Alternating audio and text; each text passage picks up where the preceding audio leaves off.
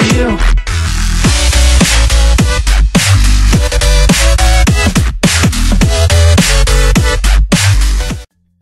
What's up guys, JFM here, back with another Minecraft Pocket Edition update video. In this video, I'm going to be going over every single thing the developers have tweeted or talked to us about adding in the 0.11.0 update. So if you're interested on knowing all you can know about this update, please stick around and you will learn everything.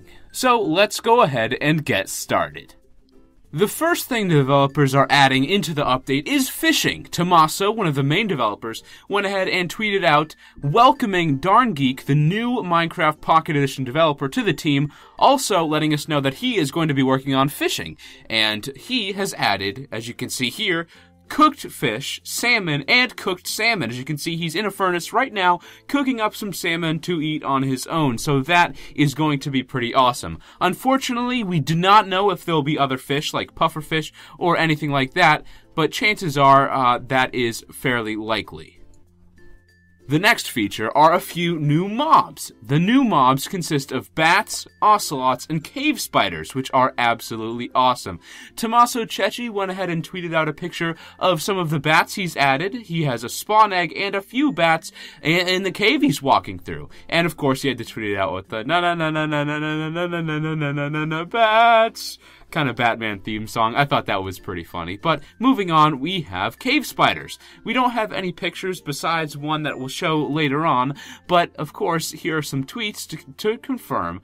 Jeb went ahead and tweeted out, yes, cave spiders, and done adding poisonous cave spiders to the mine shafts in MCPE. So before, we had mine shafts, but there weren't any cave spiders in them, and he's gone ahead and added the spawners into the actual mine shafts.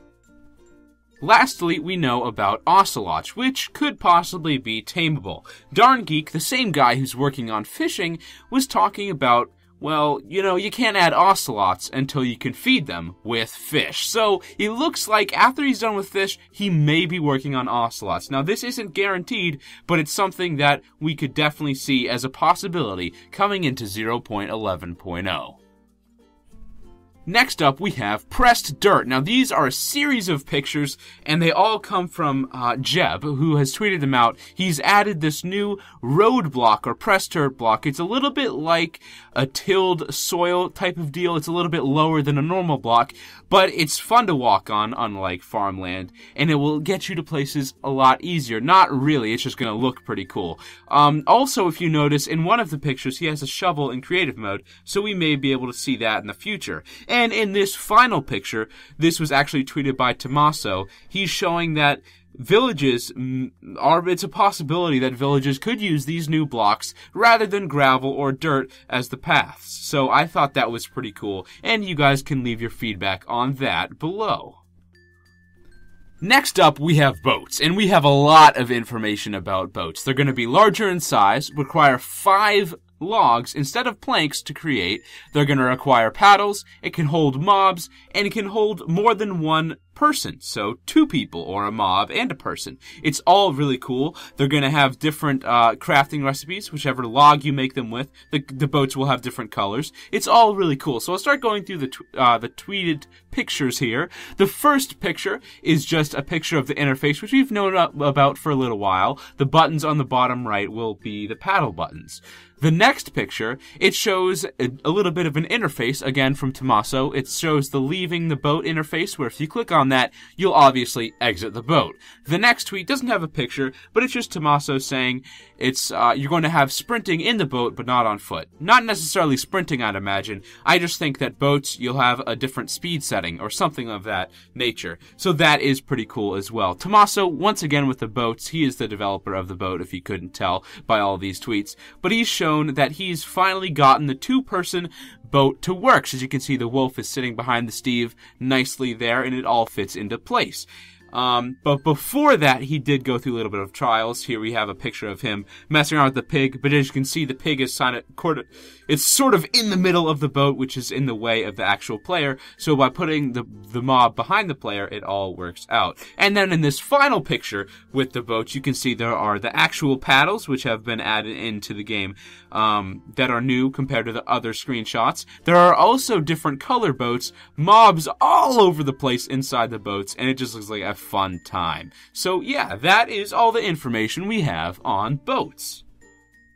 Another addition is we now have the redstone block in Minecraft Pocket Edition. If you take a look at this tweet by Tommaso Cecchi, he's tweeting up about this FPS grapher, but that's not really the most interesting thing for us normal people, us non-super geeks or whatever, that don't really care about all of this CPU and stuff. I don't know. But the thing that caught most people's eyes that wasn't the graph was the actual redstone block in his inventory. He went ahead and tweeted out just after that, "That was cruel. I've added redstone blocks, but we aren't working on the redstone logic itself. So redstone power won't be added, redstone dust won't be added, but at least we'll have something to use the redstone for. We can craft it into blocks."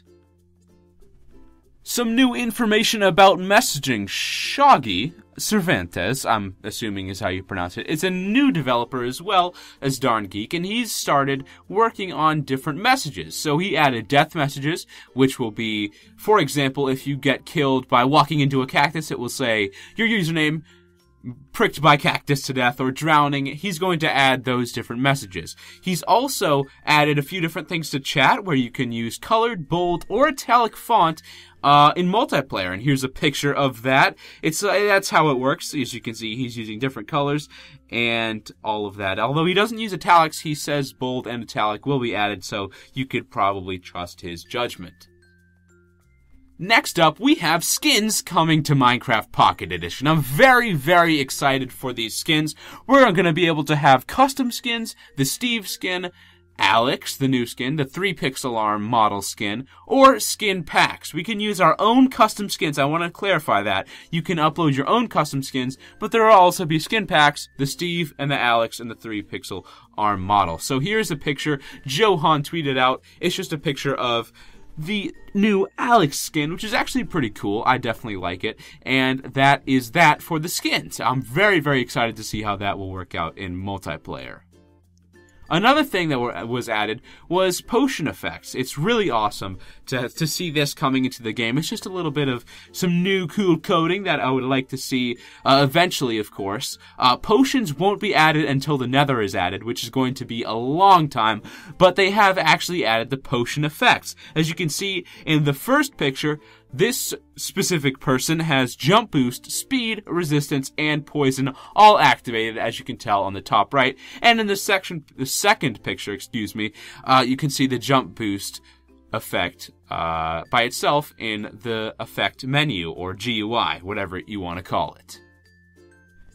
And lastly, some of the boring stuff, the options. Here is a screenshot of the options menu from Tommaso Cecchi. As you can see, we have a permanent daytime option, which will be pretty useful. A switch game mode option, which I'm most excited about, where you can switch from survival to creative. You can rename your world, as you can see in the edit. And you can look at the seed, which is pretty sweet as well. And you can also make it infinite if it's an old world that has boundaries. I think that's really cool for the edit worlds option, and I'm super excited to see that come into play in 0.11.0.